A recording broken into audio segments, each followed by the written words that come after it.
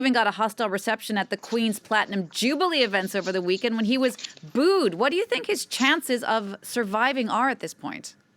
Yeah, the boos will not have helped at all, because it shows that it is cutting through to the general UK population when people accuse Westminster of being a bubble and having different concerns from the rest of the country.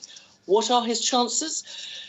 It seems that he could survive this vote. So let's remember and recap. 15% of the parliamentary party needs to put in a letter of no confidence in the Prime Minister. That threshold has been passed, so at least it means 54 Conservative MPs have asked for this vote of confidence in their leader, who is the Prime Minister, Boris Johnson.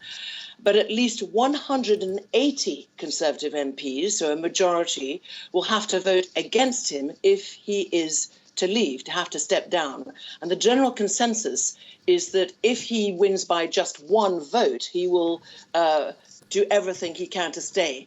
But if we'll look at the margin of how much he votes for, if he wins, that will be important. But the agreement is that the very fact of holding a vote of confidence in the Prime Minister means that he is damaged. So it could be a question of days, if not tonight, weeks. There are 2 by-elections that the Conservatives look like losing.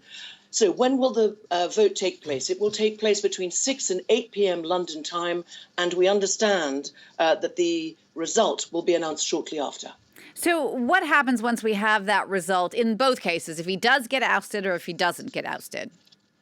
Well, if he gets ousted, then the process is that he has to agree to step down, therefore to resign as leader of the Conservative Party, and therefore as Prime Minister. There will then be a leadership contest. The problem is that there is no obvious heir. It was several months ago, it looked like being Rishi Sunak, the Chancellor of the Exchequer. Now other names, he's been damaged by problems of his own, so he's no longer the obvious heir to that. Names that are being regularly put out there are Liz Truss, the Foreign Secretary, also the Education Secretary, Nadhim Zahawi. But, you know, people may consider that he's a dead man walking, and those boos will absolutely not have helped. What got us here? Particularly Partygate. He has become, it would seem, a liability, an electoral liability, no longer an electoral asset.